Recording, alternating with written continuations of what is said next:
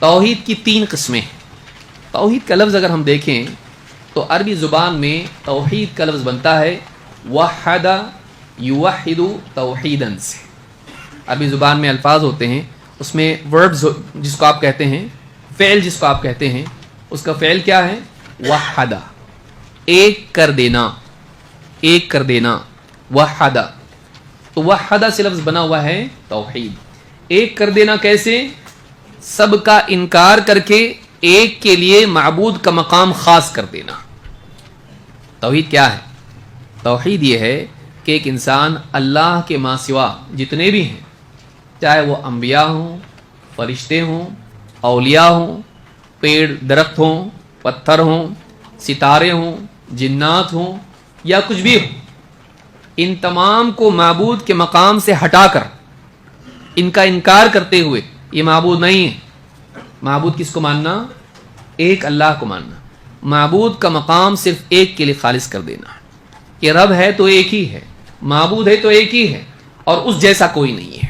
یاد رہے گا، رب ایک ہی ہے، معبود ایک ہی ہے، یعنی حقدار وہی ہے معبود کہلانے کا، عبادات کا حقدار وہی ہے، اور اس جیسا کوئی نہیں ہے.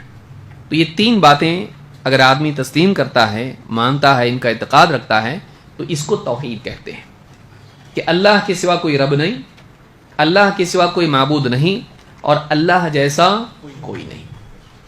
پہلی قسم کو کہتے ہیں توحید ربوبیت، رب والی توحید، رب اور کوئی نہیں، ایک ہی رب. کون؟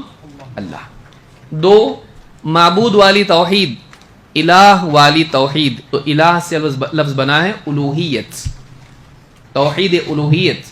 الہ ایک ہی ہے، حقیقی الہ ایک ہے. لوگوں نے بنا رکھے سچا معبود صرف اللہ ہے، یہ توحید الوہیت ہے، اللہ کے سوا کوئی عبادت کے لائق نہیں. تین، اللہ جیسا کوئی نہیں.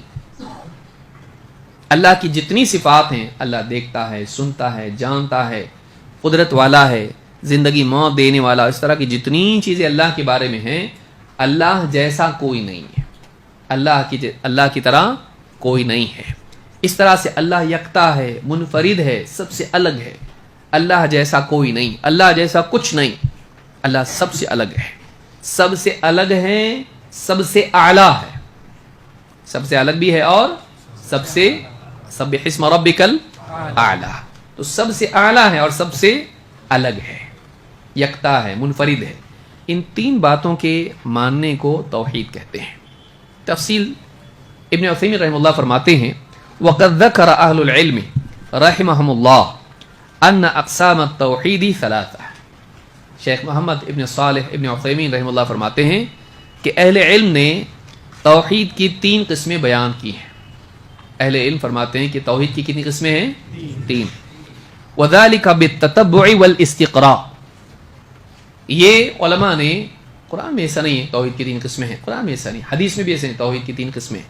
تو پھر کہاں سے آیا یہ؟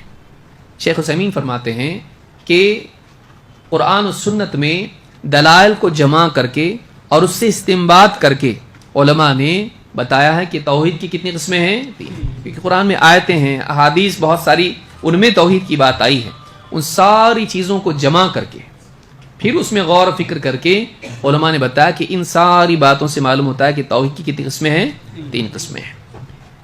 اولها توحید الربوبیہ، سب سے پہلی قسم ہے توحید ربوبیت.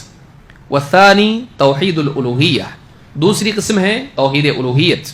والثالث توحید الاسماء والصفات، تیسری قسم ہے توحید اسماء و صفات. توحید ربوبیت، توحید الوہیت، توحید اسماء و صفات.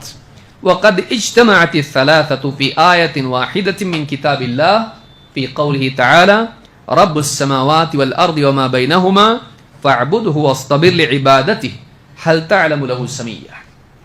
یہ تینوں قسمیں قرآن کی ایک آیت میں جمع ہو گئی ہیں. کوئی پوچھے توحید کی تین قسموں کی دلیل کہاں ہیں، تو آپ کہیں گے سورہ مریم آیت نمبر 65. تین قسمیں اس ایک آیت میں جمع ہیں. کیسے؟ آیت کیا ہے؟ رب السماوات والارض وما بینہما، اللہ تعالی رب ہے آسمانوں کا, زمین کا اور ان دونوں کے درمیان جو کچھ بھی ہے سب کا. سب کا رب کون؟ اللہ. نمبر 2 فَاعْبُدْهُ وَاسْتَبِرْ لِعِبَادَتِهِ, تو اللہ ہی کی عبادت کر اور اس کی عبادت پر جمع رہ. یہ ہو گیا 2. نمبر 3 هَلْ تَعْلَمُ لَهُ السَّمِيَّةَ, اس کا ہم نام اس جیسا کسی اور کو تو جانتا ہے؟ تو اس سوال اس کا جواب کیا ہوگا؟ ہاں کیا نہیں؟ نہیں. تو یعنی اس جیسا کوئی نہیں ہے. سمی یعنی مثیل, اس جیسا. تو اب 3 باتیں بیان ہوئی. تو شیخ ابن عثیمین کہتے ہیں فَقَوْلُهُ تَعَالَى رَبُّ السَّمَاوَاتِ وَالْأَرْضِ وَمَا بَيْنَهُمَا, تو اللہ تعالیٰ کا فرمان وہ رب ہے آسمانوں کا, زمین کا اور ان دونوں کے درمیان جو کچھ بھی ہے سب کا. کہتے ہیں ھذا توحید الربوبیہ, یہ کیا ہے؟ توحید ربوبیت ہے. وَقَوْلُهُ فَاعْبُدْهُ وَاسْتَبِرْ لِعِبَادَتِهِ, اللہ تعالیٰ کا فرمان تو اللہ کی عبادت کر اور اسی کی عبادت پر جمع رہ.